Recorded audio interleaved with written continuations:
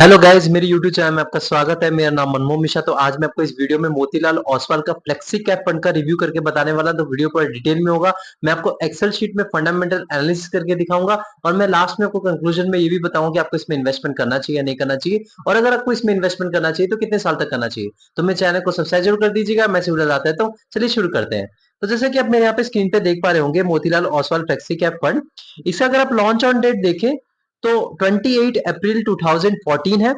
और इसका अगर आप देखें तो 10.5 इयर्स हो चुके हैं लॉन्च होते होते। तो इसका कैटेगरी रिटर्न देखिए 10.5 इयर्स में तो 20.67% तक का रिटर्न है।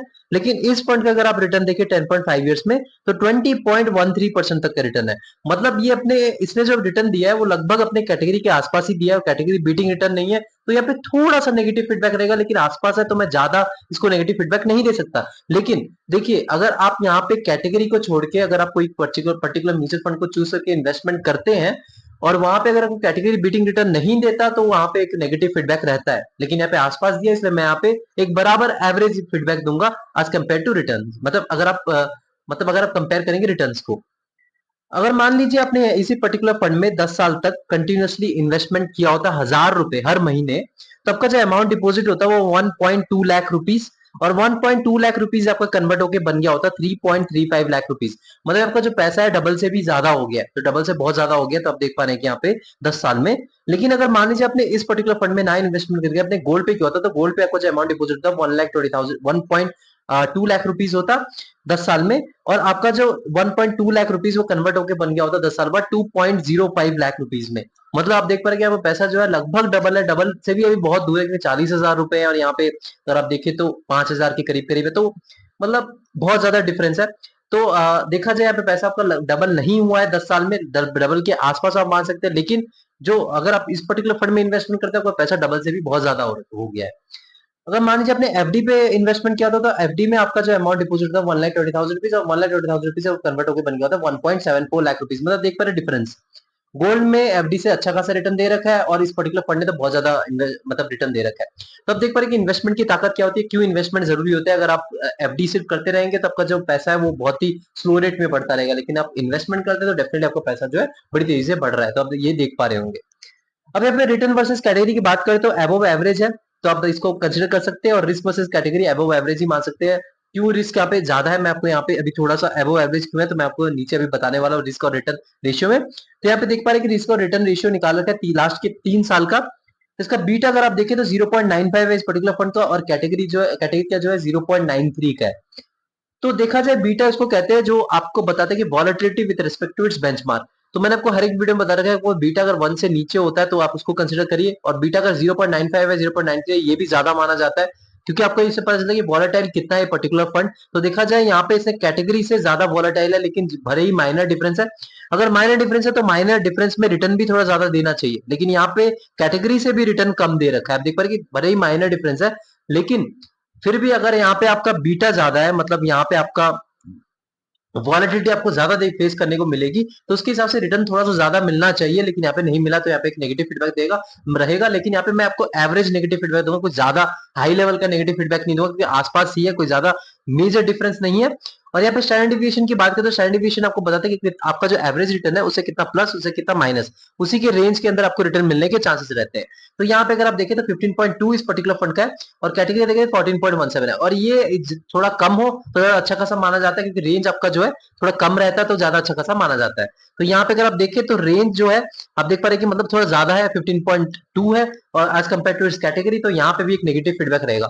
तो यहाँ पे अगर आप देखें तो मैं आपको रिटर्न के मामले में थोड़ा सा नेगेटिव फीडबैक दिया है, बीटा के मामले में भी थोड़ा सा नेगेटिव फीडबैक रहेगा, और यहाँ पे स्टैंडर्ड डिविएशन में ज्यादा नेगेटिव फीडबैक रहेगा, क्योंकि यहाँ पे थोड़ा सा डिफरेंस ज्यादा आपको देखने को मिलेगा।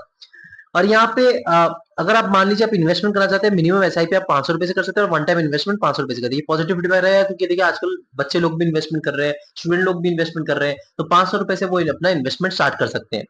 उसके बाद आपका लॉक इन पीरियड की बात करते हैं, कोई भी लॉक इन पीरियड में कभी आप इसमें इन्वेस्टमेंट कर सकते हैं, कभी इसमें से एग्जिट मार सकते हैं। जिसका एम साइज की बात करते हैं, एम बेसिकली फुल फॉर्म होता है आपका एसेट अंडर मैनेजमेंट, कितना पैसा इस पर्टिकुलर फंड में इन्वेस्टेड है। अगर ये ज्यादा होता तो अच्छा नहीं होता, अगर कम होता तो अच्छा नहीं होता। देखिए इसका पार्शियल इफेक्ट होता है, कोई ज्यादा इतना बड़ा इंपैक्ट नहीं पड़ता फंड में। पार्शियल इफेक्ट ऐसा पड़ता है कि मतलब मान लीजिए आपका एम साइज कम है, तो उसमें क्या होता है कि इस पर्टिकुलर फंड में ज्यादा लोग इन्वेस्टेड नहीं है, ज्यादा लोग इसमें भरोसा नहीं कर रहे, इसमें कुछ ना कुछ प्रॉब्लम जरूर है। तो ये एक खराबी होती है। और अगर एम साइज बहुत ज्यादा है तो उसमें फंड मैनेजर को मैनेजमेंट करने में दिक्कत आ जाती है। कभी कभी आप सोचेंगे, देख रहे होंगे कि एसआईपी बंद हो जाता है, लमसम बंद हो जाता है, तो ये प्रॉब्लम फेस करने को पड़ती है। लेकिन यहाँ पे अगर आप देखा जाए तो अगर 10 साल से पुराना आपका फंड है और 15 साल के बीच में है, और अगर आपका एम साइज 10,000 करोड़ रुपए से लेकर 30,000 करोड़ रुपए के बीच में है, उसको एक अच्छा खासा एम साइज माना जाता है। तो यहाँ पे अगर एम साइज की बात करें तो 12,564 करोड़ रुपीस तक का एम साइज है, जो कि एकदम परफेक्ट एम साइज है। कोई ज्यादा खराबी नहीं है, कोई ज्यादा कम भी नहीं है, कि ज्यादा नहीं है, एकदम बढ़िया एम साइज है। यहाँ पे पॉजिटिव फीडबैक रहेगा एम साइज के मामले में। देखिए, अगर आप एक्सपेंस रेशियो की बात करें तो देखिए, आप दिमाग तो लगा नहीं रहे हैं, दिमाग लगाने वाले आपके फंड मैनेजर्स हैं। आप फंड मैनेजर को अपना पैसा दे देते हैं और वो अपना दिमाग लगा के इन्वेस्टमेंट करके आपको रिटर्न दिलवा रहे हैं। तो डेफिनेटली वो एक एज ए मैनेजमेंट फीस पैसा डेफिनेटली आपसे लेंगे। तो वो मैनेजमेंट फीस को ही एक्सपेंस रेशियो कहा जाता है। तो यहाँ पे अगर आप देखिए 1% से नीचे हो तो ज्यादा अच्छा खासा माना जाता है। लेकिन जो मैंने अपना एक क्राइटेरिया सेट कर रखा है, अगर 0.7% से नीचे, उसको एक अच्छा खासा एक्सपेंस रेशियो माना जाता है। तो देखिए, लॉन्ग रन में अगर आप देखिए, अगर 1% के करीब करीब आपका एक्सपेंस रेशियो है, तो आपका लॉन्ग रन में लाखों करोड़ों का डिफरेंस बन जाता है। तो यहाँ पे 1% से कम होना जरूरी है, और मेरे हिसाब से 0.7% से कम होना और भी ठीक ठाक सा उसको एक्सपेंस रेशियो माना जाता है। तो यहाँ पे अगर इसका एक्सपेंस रेशियो की बात करें तो 0.86% है, जो कि मैं बोलूं 1% से तो नीचे है। लेकिन आप इसको थोड़ा ज्यादा एक्सपेंस रेशियो मान सकते हैं। तो यहाँ पे मैं थोड़ा सा नेगेटिव फीडबैक दूंगा, ज्यादा नेगेटिव फीडबैक नहीं देगा, क्योंकि 1% से नीचे तो डेफिनेटली एक ठीक ठाक सा आप इसको एक्सपेंस रेशियो मान सकते हैं। लेकिन 0.7% से नीचे होता तो इसको मैं थोड़ा अच्छा खासा एक्सपेंस रेशियो मानता। तो यहाँ पे थोड़ा एक्सपेंस रेशियो ज्यादा है as compare to any other flexi cap fund. तो यहाँ पे मैं थोड़ा सा नेगेटिव फीडबैक दूंगा in terms of expense ratio. Tax information की बात करें तो देखिए, अगर आप एक साल पहले एग्जिट मान लेते, प्रॉफिट बुकिंग कर लेते, आपको 20% तक का टैक्स देना पड़ेगा प्रॉफिट पे। और अगर मान लीजिए आपने एक साल तक से ज्यादा होल्ड करा, उसके बाद आपने प्रॉफिट बुकिंग करी, तो आपको 12.5% तक का टैक्स देना पड़ेगा प्रॉफिट पे। अगर आप इंडियन इनकम टैक्स लैब में आते हैं तो तभी आप देंगे। और आप एक साल से पहले आप एग्जिट मारते थे, आपको 1% तक का एग्जिट लोड देना पड़ेगा, और एक साल के बाद आप एग्जिट मारते हैं, आपको एग्जिट लोड देने की कोई जरूरत नहीं है। अब यहाँ पे मार्केट कैपिटल की बात करते हैं, जो कि बहुत इंपॉर्टेंट टॉप पॉइंट है, जिससे आपको पता चले कि हाँ, इनका कैपिटलाइजेशन कैसा है, मतलब ये कैसे इन्वेस्टमेंट करते हैं। तो इसी के बेसिस पे हम पता लगा पाएंगे कि कितना रिस्क लेते हैं। तो यहाँ पे अगर आप देखें तो मिड कैप में इनका एलोकेशन 41.5% है, स्मॉल कैप में इनका 1.44% तक का एलोकेशन है। थर्ड में हो गया आपका लार्ज कैप में 34.31% तक का एलोकेशन, डेप्ट एंड अदर्स में 23% तक का एलोकेशन। तो देखा जाए यहाँ पे रिस्क थोड़ा कम लिया जा रहा है। आप देख पा रहे हैं कि मतलब जो लार्ज कैप है, डेप्ट एंड अदर्स है, मतलब जो डेप्ट आपका हो गया, जो फिक्स्ड रिटर्न आपको दिलवाते हैं, जो बॉन्ड्स होते हैं, गवर्नमेंट बॉन्ड्स होते हैं, प्राइवेट बॉन्ड्स होते हैं, या फिर आपका कैश के फॉर्म में, तो 23% तक का इन्होंने उसमें एलोकेट कर रखा है। तो आप देख पा रहे कि लार्ज कैप और अगर आप डेप्ट को कंबाइन करें तो आपका 60% तक के करीब करीब मतलब आपका इन्वेस्टमेंट आ रहा है, जो कि सेफ है। और बाकी जो बचे 40% या 45% के करीब करीब आप देख पा रहे हैं कि उसमें मिड कैप और स्मॉल कैप में इन्वेस्टमेंट हो रखा है। तो यहाँ पे एक चीज इससे पता चलता है कि रिस्क बहुत कम लेके चलता है। तभी आप अगर देखें तो इसका जो कैटेगरी के आसपास ही इसका रिस्क है, लेकिन कैटेगरी से थोड़ा सा ज्यादा रिस्क लेके चलता है, और रिटर्न भी थोड़ा बहुत कम दे आपको देता है। रीजन इसका क्या है, यहाँ पे आप रीजन देख पा रहे हो कि जो इनका डेप्ट एंड अदर्स में 23% तक का एलोकेशन है, जो कि बहुत ज्यादा है। और मैं आपको बता रहा हूँ, डेप्ट जो होता है उसमें आपको 8 या 10% तक का ही रिटर्न मिलता है। तो यहाँ पे जो रिटर्न जो है उनका कम इसी के कारण हो जा रहा है, क्योंकि डेप्ट और अदर्स में इनका 23% तक का एलोकेशन। अगर इसमें लार्ज कैप में एलोकेशन करते तो डेफिनेटली यहाँ पे कैटेगरी बीटिंग रिटर्न मिल जाता। तो यहाँ पे रिस्क के मामले में थोड़ा सा कम लेने की कोशिश कर रहे हैं, लेकिन फिर भी यहाँ पे अगर आप देखें तो मिड कैप में इनका एलोकेशन 41.5% तक का है, तो थोड़ा बहुत रिस्क मतलब हो जाता है।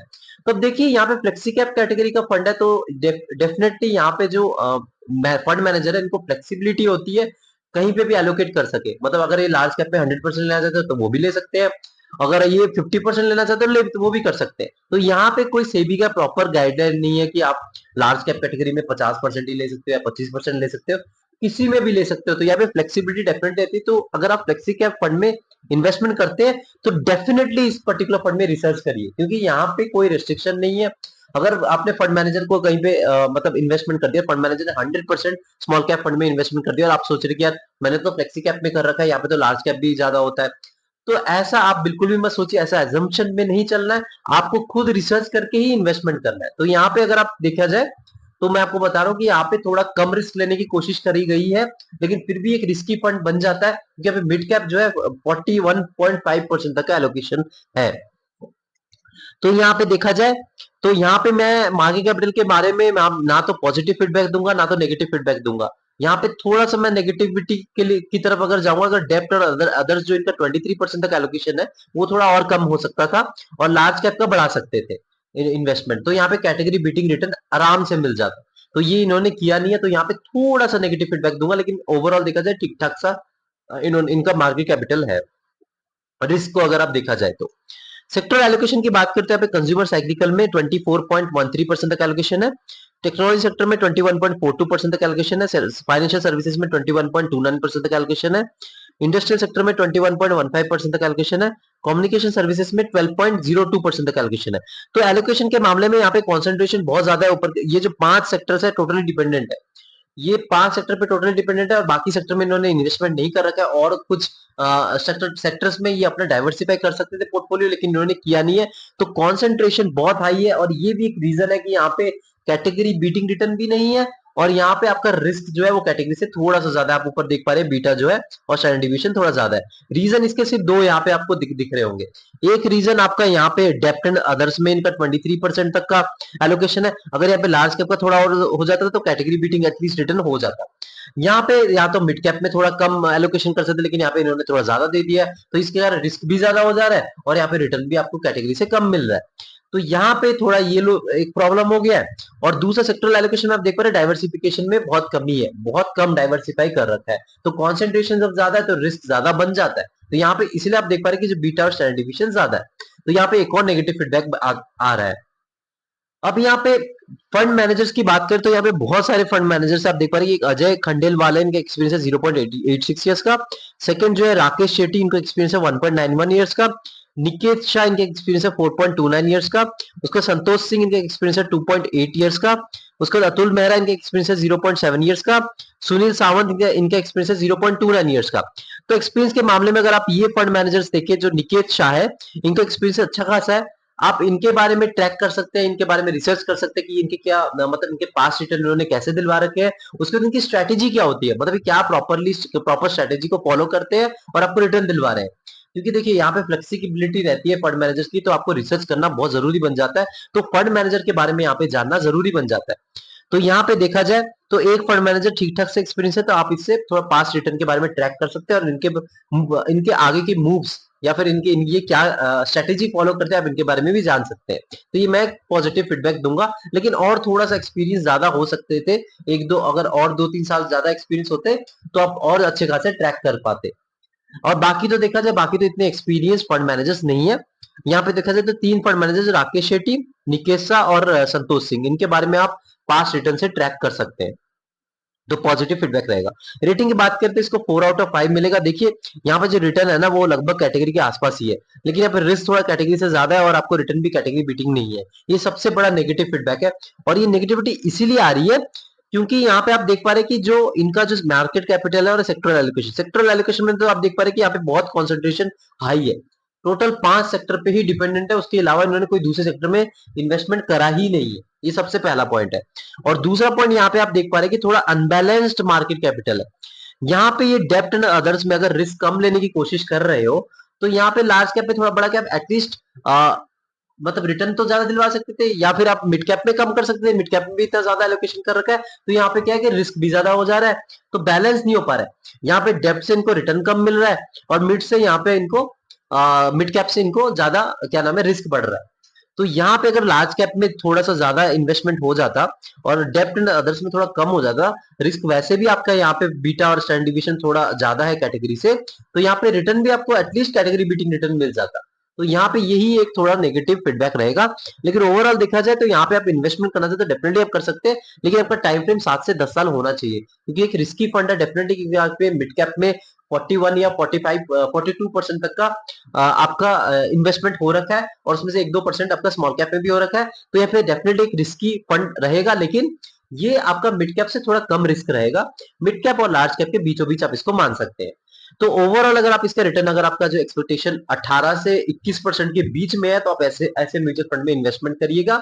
और आपका टाइम फ्रेम 7 से 10 साल है, तभी आप ऐसे म्यूचुअल फंड में इन्वेस्टमेंट करिएगा। लेकिन आप रिसर्च करिएगा, और भी कई सारे फ्लेक्सी कैप के म्यूचुअल फंड है, जैसे आपका पराग पारिक फ्लेक्सी कैप फंड हो गया, उसके बाद आपका ये तो मोतीलाल का तो आपको पता ही है, ये अभी जो मैंने बता दिया। उसके बाद bank of India flexi cap fund हो गया। तो ऐसे कई सारे फ्लेक्सी कैप फंड है, उसके बारे में अगर आपने रिसर्च करके इन्वेस्टमेंट करा तो आपको भी थोड़ा सेटिस्फेक्शन होगा, और उसके बाद आप जाके इन्वेस्टमेंट करेंगे। तो मेरे चैनल को सब्सक्राइब जरूर कर दीजिएगा, मैं ऐसे वीडियो लाता रहता हूँ। Thank you.